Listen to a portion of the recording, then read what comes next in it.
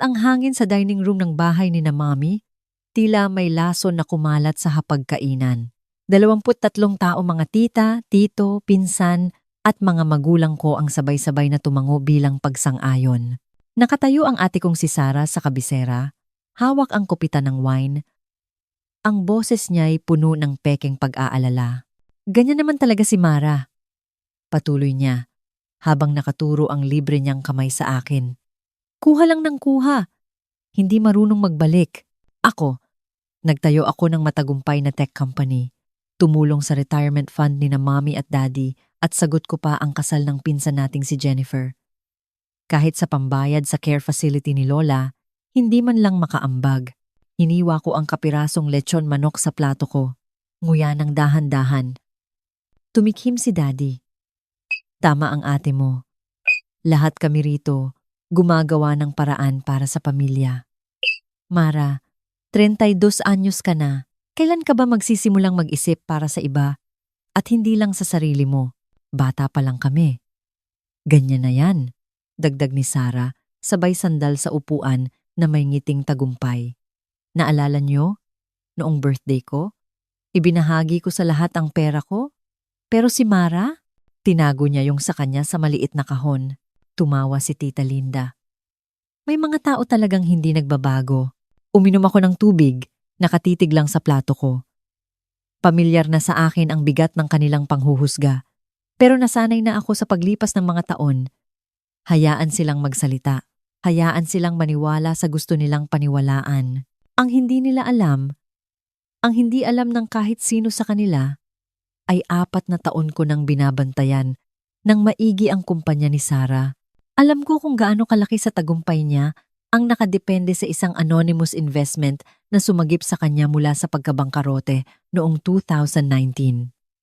Alam ko, dahil ako ang investor na yon, nagsimula ang kwento 7 taon na ang nakararaan, noong ako'y 25 at si Sarah naman ay 28. Kabebenta ko lang ng una kong software company, isang data analytics firm na binuo ko mula sa apartment ko sa isang malaking korporasyon sa halagang 180 milyon. Humigit kumulang 10 bilyong piso. Tahimik ang bentahan, dumaan sa iba't ibang LLC at legal na istruktura para hindi lumabas ang pangalan ko sa balita. Maaga kong natutunan na ang pagiging sikat ay umaakit ng maling atensyon, lalo na mula sa pamilya. Si Sarah naman, noon ay naglunsad ng kanyang ikatlong startup. Ang unang 2 ay bumagsak ng malala. Inubos ang retirement savings ni na Mommy at Daddy at mga inutang sa mga kamag-anak. Pero may talento siya sa presentasyon, sa pagpapaniwala sa mga tao sa kanyang bisyon kahit hindi tugma ang mga numero. Mara, gayahin mo naman ang ate mo, sabi ni Mommy sa hapunan matapos ang benta ko. Si Sarah, sumusugal, nagtatayo ng negosyo. Ikaw, nasa gobyerno ka pa rin, nagtatrabaho ng boring na kontrata. Tumango lang ako at ngumiti. Ang government contract work ang cover story ko. Simple, hindi nakakabilib, walang gaanong tanong. Ang ikatlong kumpanya ni Sarah, ang Nextech Solutions, ay nakafocus sa AI-driven customer service. Maganda ang ideya, pero magulo ang execution. Kaibigan ang hinahire niya, imbes na mga profesional. Gumagastos siya sa magagarang opisina sa BGC at mga company retreat habang ang produkto niya ay napag-iiwanan. Noong 2019, 3 buwan na lang, babagsak na siya. Mara, kailangan ko ng pabor, sabi niya habang nagkakape kami. Kailangan ko lang ng 1 milyong piso na bridge loan hanggang sa pumasok ang funding namin. Tinitigan ko siya. Ang ate ko, na laging nakukuha ang lahat habang ako ang tagasalo ng tira-tira. Ang ate ko na kinumbinsi ang mga magulang namin na bayaran ang tuition niya sa mamahaling universidad habang ako ay nagtrabaho ng 3 racket para sa akin. Ang ate ko na humiram ng kotse ko at ibinalik na basag ang windshield tapos kinumbinsi si Mommy na kasalanan ko pa. Wala akong ganoong kalaking pera. Pagsisinungaling ko, tumigas ang mukha niya. Sa bagay. Siyempre, ang madamot. Madamot talaga. Umalis siya nang hindi binabayaran ang kape niya. 2 linggo ang lumipas, tinawagan ko ang aking investment attorney. Gusto kong maglagay ng anonymous investment sa Nextech Solutions. $95 million. Humigit kumulang 5 bilyong piso. I-structure mo ito sa paraang hindi matutuntun sa akin. Napataas ang kilay niya. Malaking sugal. Yan sa isang kumpanyang palugi na. Alam ko ang ginagawa ko. Ang totoo, ayaw kong makitang mabigo ang kapatid ko. Sa kabila ng lahat, sa kabila ng pagiging black sheep ko, naaalala ko pa rin ang Sara na nagturo sa akin magbisikleta, ang Sara na tumatabi sa akin kapag binabangungot ako noong 6 na taong gulang ako. Bago ang paboritismo, bago ang selos, bago nasira ang lahat. Kaya iniligtas ko ang kumpanya niya ng palihim. Pumasok ang investment galing sa isang venture capital, VC firm na hawak ko sa pamamagitan ng isang shell corporation. Hindi nalaman ni Sara. Akala niya, napahanga niya ang mga big-time investors na ang kanyang pitch deck at bisyon ang nanalo. Ipinagmalaki niya sa lahat na ang galing niya sa negosyo ang umakyat sa mga major players mula sa Silicon Valley. Nagdiwang ang pamilya ng ilang linggo. Si Sara na naman ang golden child, ang istorya ng tagumpay, ang patunay na nagbubunga ang sipag.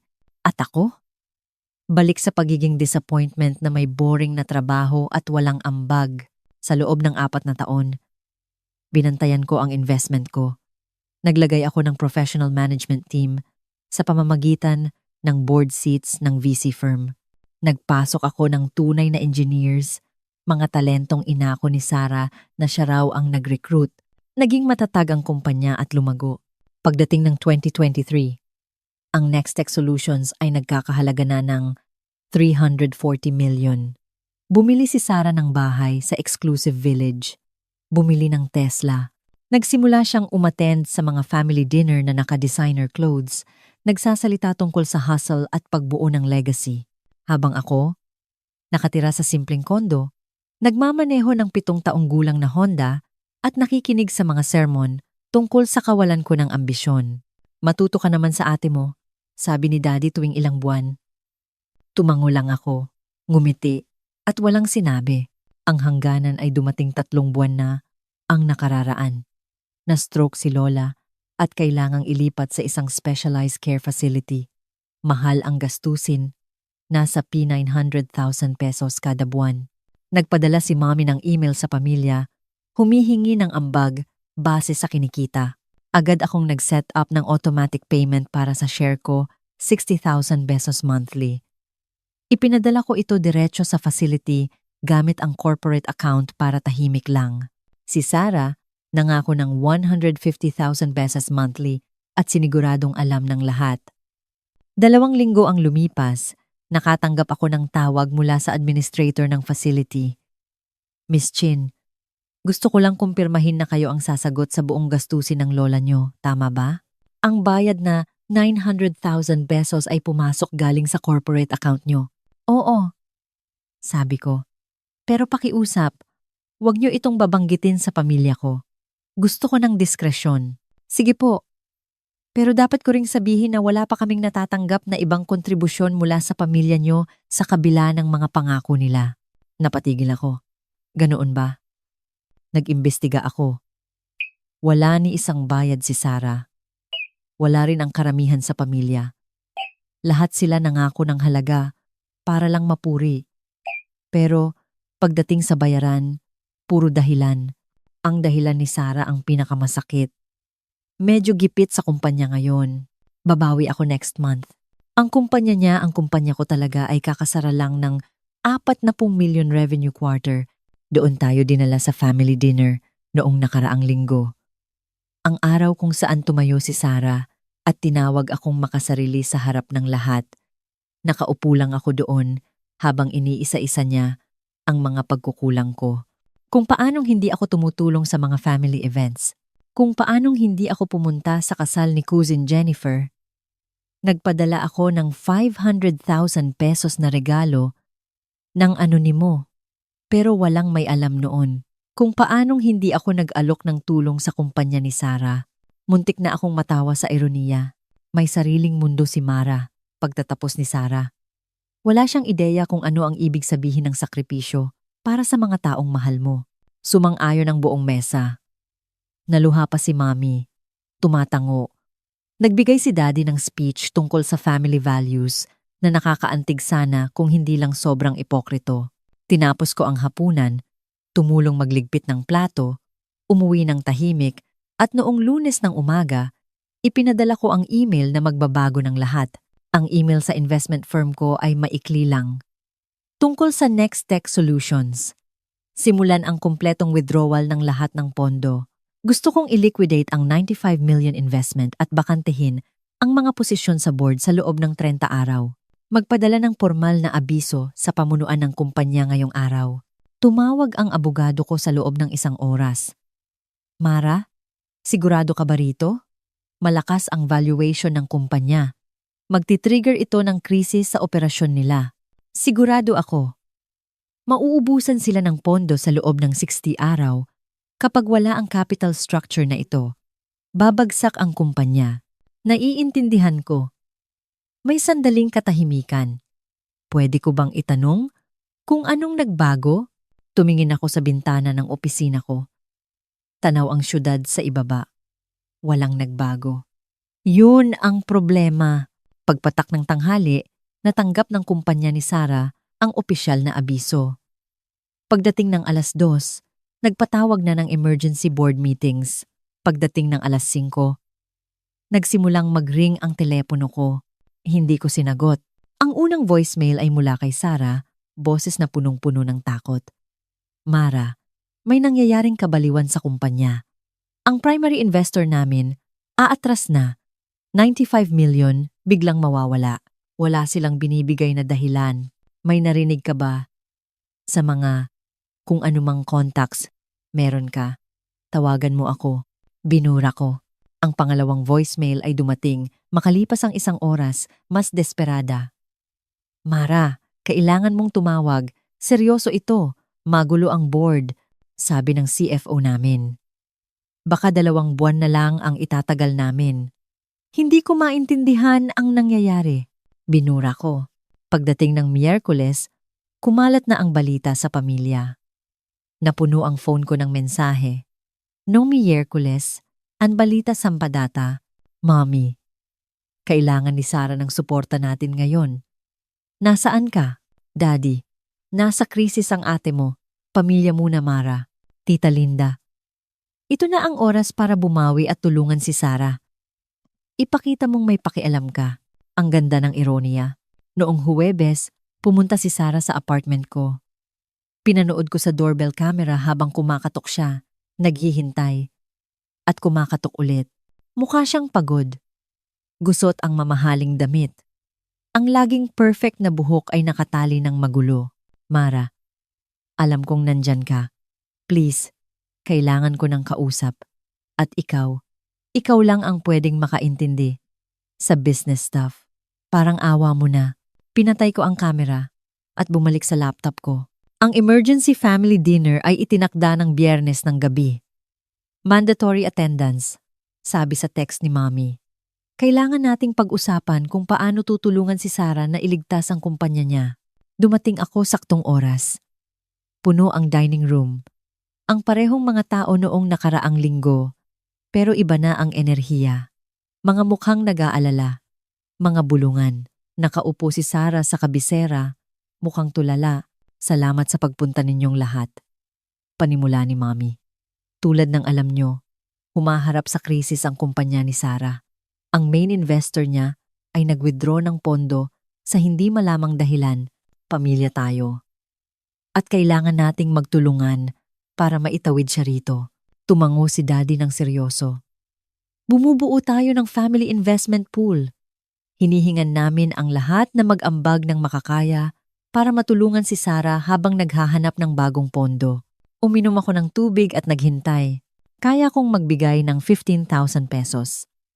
Alok ni Tito Mike. Kaya naming 20,000. Sabi ni Tita Linda, sabay tingin sa asawa niya. Sa paligid ng mesa, nagpahayag ng mga halaga ang mga tao. 5,000, 10,000, 8,000 pesos. Ang parehong mga tao na hindi makaambag ng kahit kaunti para kay Lola ay biglang naghahanap ng pera para sa kumpanya ni Sarah. Ang total na pledges ay umabot sa 180,000 pesos. Isang patak lang sa dagat. Kumpara sa kailangan, paos ang boses ni Sarah. Napaka-generous ninyo. Salamat. Pero kailangan namin ng milyon-milyong dolyar, hindi libong piso. Kung wala ang primary investor, posibleng mabangkarote kami sa Agosto. Bumaling ang mata ni Mami sa akin. Mara, kanina ka patahimik. Anong maiambag mo? Lahat ng mata sa kwarto ay nakatuon sa akin. Dahan-dahan kong ibinaba ang baso ng tubig. Sa tingin ko, hindi ako makakatulong. Namula ang mukha ni Sarah. Seryoso ka ba? Isang beses lang akong humingi ng tulong sa pamilyang ito at hindi ka man lang maabala? Wala kang kwenta. Hindi kita narinig na humingi. Kalmado kong sabi. Narinig ko si Mami na humingi para sa'yo. Ito mismo ang sinasabi ko noong nakaraang linggo. Tumayo si Sarah. Tumataas ang boses. Ang damot mo, Mara. Sobrang makasarili. Ibinuhos ko ang lahat para bumuo ng isang bagay na makabuluhan, bagay na nagpapatakbo ng buhay ng 43 na empleyado. At ayaw mo man lang tumulong na iligtas ito. Magkano ba ang kailangan mo? Tanong ko, nang mahina. Napakurap si Sarah na bigla sa tanong. Magkano ang pera na talagang kailangan mo? Malinaw na binigyan siya ng numero ng CFO niya. Kailangan namin ng humigit kumulang $95 million para mapanatili ang operasyon at paglago. Pero syempre hindi namin hinihingi yun sa pamilya. Magre-restructure kami, magbabawas ng tao, hahanap ng bagong investors. $95 million, inulit ko. Napaka-espesipiko naman. Yan ang halagang na-commit ng primary investor namin. Ito ang pundasyon ng buong financial structure namin. Basag ang boses niya. 4 na taong trabaho, Mara. 4 na taon ng 2 oras na pagtatrabaho at pagsasakripisyo ng lahat. Hindi mo maiintindihan. Dahan-dahan akong tumango. Tapos, inilabas ko ang phone ko. Anong ginagawa mo? Tanong ni Mami. Binuksan ko ang email at hinanap ang thread kasama ang investment attorney ko. Nag-scroll back ako ng 4 na taon. Hinanap ang initial investment proposal at authorization. Iniharap ko ang telepono para makita ni Sarah ang screen. Naningkit ang mata niya sa pagkalito. Tapos nanlaki ang mga mata niya habang nagbabasa. Dokumento ito tungkol sa Next Tech Solutions. Halos pabulong na ang boses niya mula 2019. Investment authorization para sa $95 million galing sa, tumingin siya sa akin. Namumutla ang mukha. Galing sa Cascade Holdings, LLC. Investment firm ko yan. Simpleng sabi ko. Well, isa sa mga... Yon, natahimik ang buong kwarto. Nanginginig ang kamay ni Sarah habang hawak ang phone ko. Ikaw ang... Sa loob ng 4 na taon, ako ang anonymous investor, kumpirma ko. Iniligtas ko ang kumpanya mo noong 2019 noong 3 buwan na lang. Bangkarote ka na. Ako ang naglagay ng management team na talagang bumuo ng produkto mo. Ako ang nagbigay ng kapital para makapag-expand ka.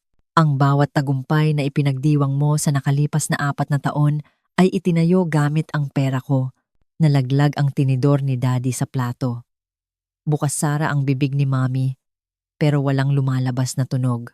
Napaupo ulit si Sarah. Nakatitig pa rin sa phone ko. Pero bakit? Bakit mo gagawin yon? Bakit hindi mo sinabi sa akin? Dahil hindi ko ginawa para sa kredito, sabi ko. Ginawa ko dahil sa kabila ng lahat. Kapatid pa rin kita. Ayaw kitang makitang mabigo. Kung ganoon, bakit mo babawiin ngayon? Basag ang boses niya. Bakit mo sisirain ang lahat? Tumingin ako sa paligid ng mesa. Sa lahat ng mukha na nanghusga sa akin sa loob ng maraming taon. Lahat ng taong nanood habang nilalait ako ni Sarah at tumatango lang noong nakaraang linggo. Tumayo ka sa kwartong ito at tinawag mo akong makasarili sa harap ng lahat. Sinabi mong, wala akong tinutulungan, walang inaambag, walang isinasakripisyo. Pinanatili kong kalmado ang boses ko at lahat sila sumang-ayon sa'yo. Bawat isa sa kanila. Yumuko si Tita Linda. Ang hindi nyo alam, ang hindi alam ng kahit sino sa inyo, ay ako ang nagbabayad para sa care facility ni Lola ng buo simula nang lumipat siya. Lahat, ang buong 900,000 pesos kada buwan, hindi ang P60,000 pesos na naka-assign sa akin. Ang buong halaga, namutla si Mommy. Mara, hindi namin. Hindi nyo alam dahil nakiusap ako sa facility na huwag sabihin kahit kanino. Tulad ng pakiusap ko sa VC firm na huwag sabihin ang pagkakakilanlan ko kay Sarah. Tulad ng pananahimik ko sa maraming bagay. Tumayo ako. Ilang taon akong naging disappointment ng pamilya habang tahimik na sinusuportahan kayong lahat. At alam nyo kung anong napagtanto ko noong nakaraang linggo. Hindi mahalaga kung ano talaga ang ginagawa ko. Nakapagdesisyon na kayo kung sino ako at wala nang magbabago doon. Halos hindi marinig ang boses ni Sarah. Mara, parang awa mo na. Huwag mong gawin ito. Ang kumpanya, lahat ng nagtatrabaho doon, mawawalan sila ng trabaho. Dapat inisip mo sila bago mo ako tratuhin na parang basura sa loob ng maraming taon. Kinuha ko ang bag ko. Binigyan kita ng 4 na taon at $95 million. Mas marami akong naibigay sa pamilyang ito kaysa sa inaakala nyo. At ang pasasalamat na nakuha ko ay tawaging makasarili sa hapagkainan. Maayos natin ito, sabi ni Daddy, tumatayo. Mara, sorry na. Hindi namin naintindihan. Hindi. Putol ko. Hindi kayo nagtanong. Magkaiba yon. Naana ba ang putol ko? Naglakad ako papunta sa pinto. Pinigilan ako ng boses ni Sarah. Paano na ang kumpanya? Paano ang 43 tao na umaasa sa trabaho nila? Lumingon ako. Nagbigay ako ng official notice 30 days ago. Mas mahaba pa yan kaysa sa ibibigay ng ibang investor. May 1 buwan ka para humanap ng ibang pondo, mag-restructure o magsara ng maayos. Iminumungkahi ko na bawasan mo ang oras sa pagpaplano ng family dinners kung saan na mapapahiya ka ng tao at dagdagan ng oras sa pagpapatakbo ng kumpanya mo. Hindi mo pwedeng basta na lang simula ni Sarah. Pwede. Ako ang majority stakeholder. O ako noon. Ang withdrawal ay magiging kumpleto sa loob ng 2 linggo. Binuksan ko ang pinto. Kung may halaga man ito, Sarah, may talento ka naman talaga. Nakabuo ka sana ng totoo kung nag-focus ka sa trabaho, imbes na sa pagpapanggap na matagumpay ka. Pero nangangailangan yun ng totoong sakripisyo. At sa tingin ko, hindi mo alam ang ibig sabihin ng salitang yon. Hindi ako dumalo sa anumang family event sa sumunod na buwan. Walang tigil ang ring ng telepono ko.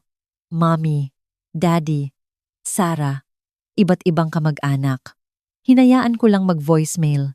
Predictable ang mga mensahe noong una. Matinding sumbat.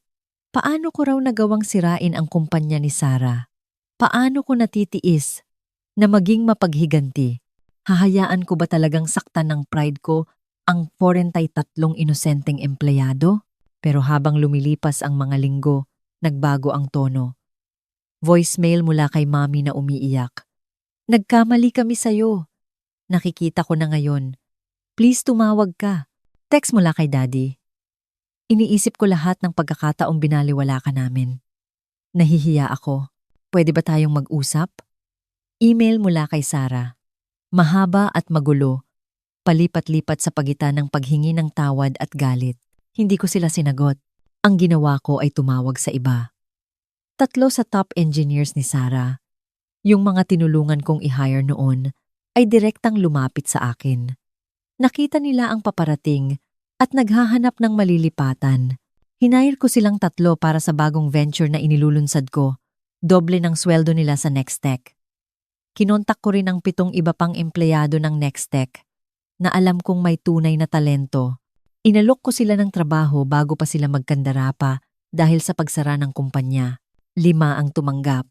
Para sa mga empleyadong hindi sumama sa bago kong kumpanya, nag-set up ako ng Anonymous Severance Fund. Halagang 2.3 million na ipinamahagi base sa tagal ng serbisyo at pangangailangan. Hindi nila malalaman na galing sa akin yon. Si Sarah, nalaman ko kalaunan, ay ginugol ang 30 araw sa desperadong paghahanap ng pondo. Nag-pitch siya sa bawat VC firm. Ginamit lahat ng koneksyon. Sinubukan pa niyang lumapit sa media dala ang kwento ng pagtraidor ng pamilya.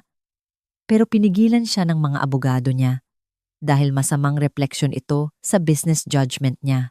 Sa huli, nagdeklara ng bankruptcy ang Nextech Solutions sa ICA 1 Tinubi na araw. Binalita ito ng tech press bilang babala sa sobrang pagdedepende sa iisang investor. Lumabas ang pangalan ni Sarah sa ilang artikulo, pero hindi maganda ang dating. 2 buwan matapos ang bankruptcy filing, nakatanggap ako ng hindi inaasahang bisita sa bago kong opisina. Nag-buzz ang assistant ko.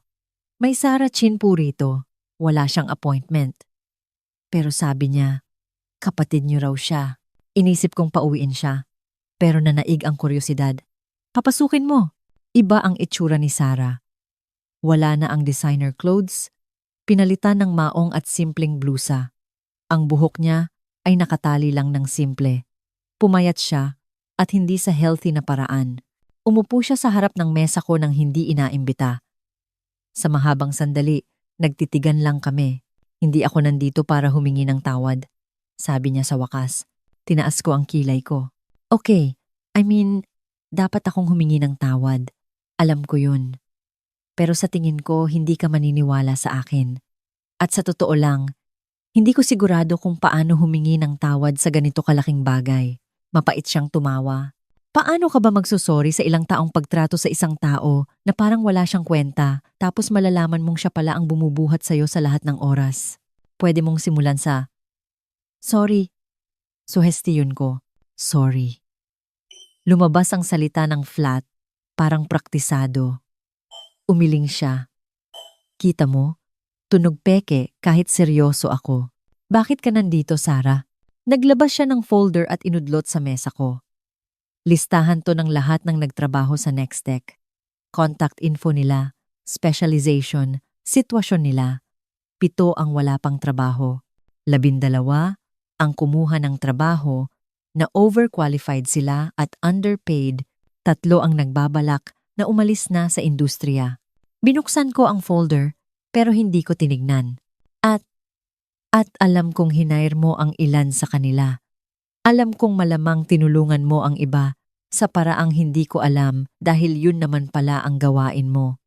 Tumulong ng palihim habang tinatrato kang basura. Niinig ang boses niya.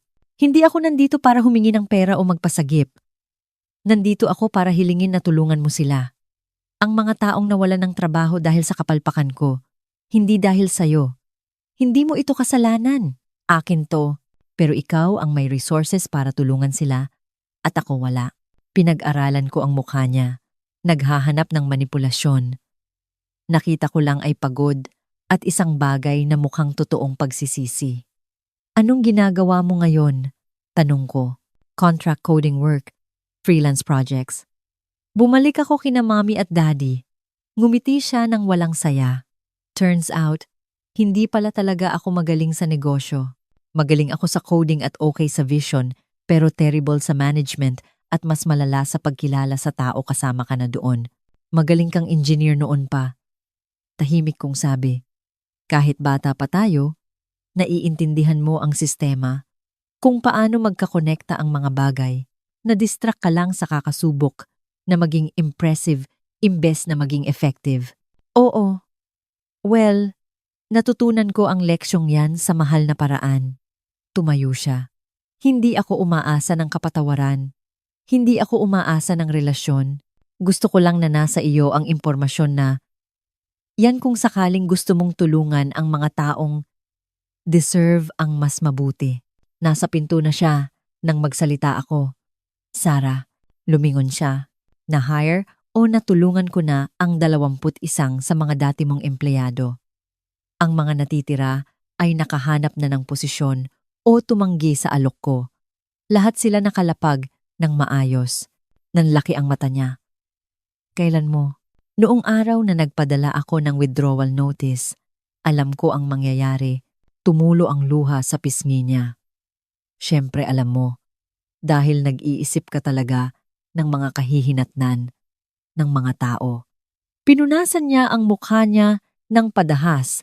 4 na taon akong naging CEO na umaako ng credit sa trabaho mo at ikaw gumugol ng 4 na taon para siguraduhing walang masasaktan sa tiyak na pagbagsak ko. Walang kasalanan ng mga empleyado. Sabi ko, hindi nila deserve magdusa dahil sa drama ng pamilya. Hindi nga. Binuksan niya ang pinto, tapos tumigil.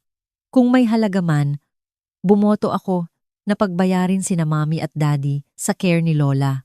Nalaman ko na alam pala nilang ikaw ang nagbabayad ng buo at binubulsa lang nila ang perang sinasabi nilang para sa facility. Pinababayaran ko sa kanila, yun gamit ang retirement fund nila. Nagulat ako doon. Hindi mo kailangang gawin yon. Hindi ko ginagawa para sa'yo. Ginagawa ko dahil ito ang unang etikal na desisyon sa negosyo na ginawa ko sa loob ng maraming taon. Binigyan niya ako ng malungkot na ngiti. Siguro balang araw magiging kalahating desenteng tao ako tulad mo. Pero malayo pa. Ang hahabulin ko. Pagkaalis niya, naupo ako sa mesa ko ng matagal, nakatingin sa folder na dala niya. Pulido, detalyado, organisado, ang lumang Sara. Yung tumutulong sa akin sa science projects noon, ang gagawa ng ganitong listahan. Napaisip ako kung talagang nagbabago ang tao o kung paminsan-minsan lang nilang naaalala kung sino sila bago naging komplikado ang buhay. 6 na buwan ang lumipas, nakatanggap ako ng email mula sa address na hindi ko kilala. Mara, hindi ko alam kung babasahin mo ito, pero gusto kitang i-update. Nakakuha ako ng trabaho sa isang mid-sized tech company. Senior developer, hindi management. Ito ang tamang fit sa ngayon. Natututo akong lumugar at gawin kung saan talaga ako magaling. Turns out, ang pagiging golden child ay nakakasira rin ng ulo sa ibang paraan tulad ng pagkasira sa'yo bilang scapegoat. Hindi kompetisyon, obserbasyon lang. Pinipilit pa rin ni na mommy at daddy na papuntahin ka sa family dinners. Sinabihan ko silang tigilan ang pamipressure sa'yo. Hindi sila nakikinig sa akin madalas. Pero sinusubukan ko pa rin. Hindi ako naghihintay ng reply. Gusto ko lang malaman mo na ang ilan sa amin ay sumusubok magbago kahit huli na para maging mahalaga. Hindi ako sumagot, pero hindi ko rin binura. 3 buwan pagkatapos noon, pumanaw si Lola ng mapayapa sa pagtulog niya. Ako ang unang tinawagan ng facility tulad ng bilin ko. Inasikaso ko ang lahat ng pribado bago inabisuhan ang pamilya. Sa libing, naupo ako sa likod. Si Sarah, kasama sina mommy at daddy sa unahan. Hindi kami nag-usap, pero noong tumayo si Sarah para magbigay ng eulogy tungkol sa kabutihan ni Lola, may napansin akong punto. Laging sinasabi ni Lola na ang tunay na pamilya ay hindi tungkol sa kung sino ang kadugo mo, kundi tungkol sa kung sino ang sumisipot kapag kailangan. Tinuro niya sa atin na ang pagmamahal ay nasusukat sa gawa, hindi sa salita. Maraming taon akong hindi nakaintindi niyan. Akala ko ang pagmamahal ay tungkol sa palabas at itsura. Mas alam ni Lola. May mga tao sa pamilyang ito na mas alam din yon. Hindi lumihis ang tingin niya sa akin, pero naramdaman ko ang bigat ng mga salita niya. Anyway, nagpapasalamat ako na ang mga huling taon niya ay ginugol niya ng inaalagaan ng mga taong nakaintindi sa sinubukan niyang ituro sa atin. Pagkatapos ng serbisyo, habang nagtitipon ang mga tao sa bahay ni na mami, tumakas ako. May meeting ako sa investment team ko tungkol sa bagong project, isang pondo na dinesenyo para tulungan ang mga empleyadong apektado ng startup failures. Anonymous. Natural. Nagbuzz ang phone ko. Text mula sa unknown number. Salamat sa lahat ng ginawa mo para kay Lola at sa hindi paggawa ng eksena ngayong araw. Maa-appreciate niya yon. Tinitigan ko ito sandali. Tapos nag-reply sa unang pagkakataon sa loob ng 9 na buwan. Deserve niya ang the best. Yun lang ang mahalaga. Lumabas ang 3 tuldok, tapos nawala. Walang dumating na sagot. Ayos lang yon. May mga usapan na hindi na kailangang ituloy. 1 taon ang lumipas, ang bago kong kumpanya na nakafocus sa AI infrastructure para sa healthcare ay nakalikom ng 200 million Series B funding. Ang anunsyo ay laman ng balita at business news. Sa pagkakataong ito, hindi na ako nagtago sa mga shell corporations. Ang pangalan ko ay nasa headlines na. Tumawag si Mami sa loob ng 1 oras. Mara, nakita namin ang balita. Proud na proud kami sa'yo. Salamat. Magalang kong sagot. Gusto sana naming mag-celebrate kasama ka. Dinner tayo ngayong weekend? Masyado akong busy. Pero salamat sa alok. Katahimikan. Mara, alam naming nasaktan ka namin. Alam naming nagkamali kami. May paraan pa ba para maayos ito? Hindi ko alam. Tapat kong sagot. Siguro. Pero hindi ito bagay na naaayos ng isang dinner o isang usapan. Naiintindihan namin. Kapag handa ka na, kung magiging handa ka man, nandito lang kami. Okay. Pagkababa ko ng telepono, tumingin ako sa bintana ng opisina ko, tanaw ang syudad sa ibaba. Ang parehong view noong nakaraang taon nang ipadala ko ang email na nagbago ng lahat. Inisip ko si Sarah na nagtatrabaho bilang senior developer. Tahimik na bumubuo ng buhay. Inisip ko ang mga empleyadong nakalapag ng maayos dahil nagplano ako.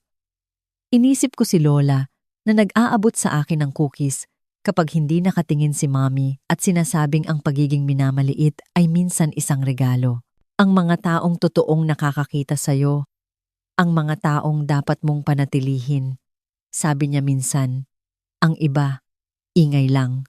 Google ko ang 32 taon bilang ingay sa kwento ng pamilya ko. Isang supporting character, isang disappointment, isang scapegoat.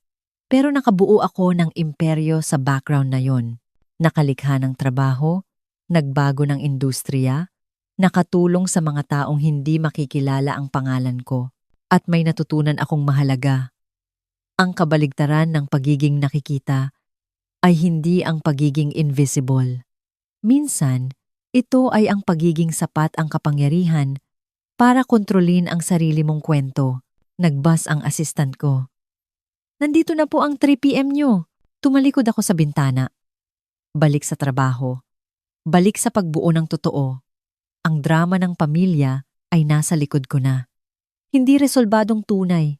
Siguro hindi na mangyayari yon. Pero nasa likod ko na. At sa wakas, ayos na yon. Kapag kontrolado mo ang iyong sariling kwento, hindi mo na kailangan ng validasyon ng iba para maging kumpleto. Magsikap, mag-impok, at huwag hayaang diktahan ng iba ang iyong halaga.